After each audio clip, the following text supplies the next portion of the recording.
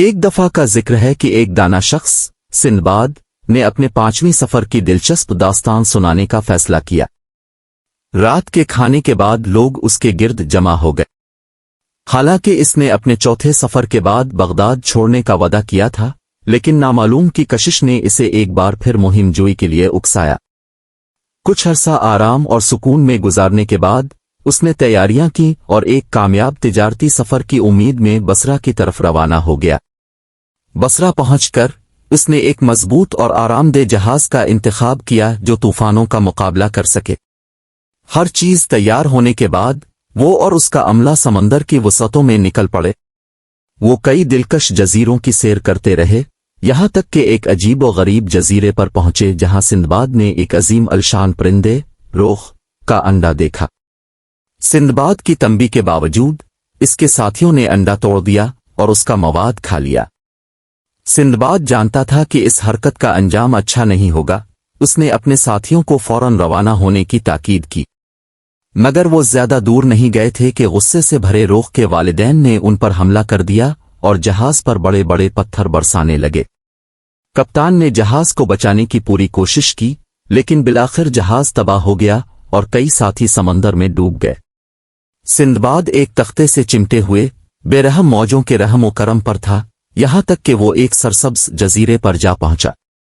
بھوک اور تھکن سے چور اس نے جزیرے پر موجود جنگلی انگور کھا کر اپنی بھوک مٹائی اور آرام کیا۔ اگلے دن واپسی کا راستہ تلاش کرنے کے لیے جزیرے کی سیر کرتے ہوئے اس کی ملاقات ایک بوڑھے شخص سے ہوئی جو اپنے جسم کو پتوں سے ڈھانپے ہوئے تھا۔ بوڑھے نے سندباد سے اشاروں کے ذریعے درخواست کی کہ اسے ایک ندی تک لے جائے۔ ہمدردی کے باعث سندباد نے اسے اٹھا لیا، لیکن بوڑھے نے اپنی ٹانگیں سندباد کی گردن کے گرد سختی سے لپیٹ لیں اور چھوڑنے سے انکار کر دیا۔ یہ روز کا معمول بن گیا کہ بوڑھا سندباد کو جانور کی طرح استعمال کرتا رہا۔ آخر کار سندباد نے ایک چالاکی سے بوڑھے کو انگور سے بنی شراب پلائی، جس سے وہ نشے میں دھت ہو گیا۔ موقع سے فائدہ اٹھاتے ہوئے سندباد نے خود کو بوڑھے کی گرفت سے آزاد کرایا اور ایک پتھر سے اسے مار کر اس عذاب کا خاتمہ کیا۔ خدا کا شکر ادا کرتے ہوئے وہ کئی دن تک ساحل پر انتظار کرتا رہا۔ ایک گزرنے والے جہاز نے اسے دیکھا اور بچا لیا۔ ملاحوں نے اس کی آزادی پر خوشی منائی اور اسے ایک ایسے جزیرے پر لے گئے جو ناریل کے درختوں سے بھرا ہوا تھا۔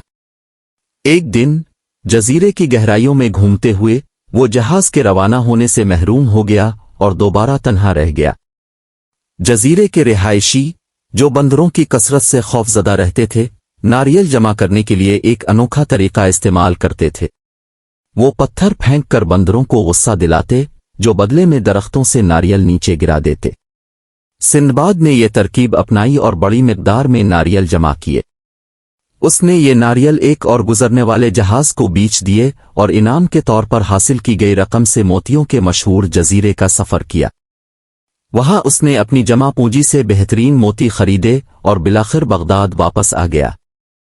اس نے اپنی غیر معمولی مہم جوئی سے حاصل شدہ دولت کے ساتھ یہ عہد کیا کہ اب وہ کبھی سفر نہیں کرے گا۔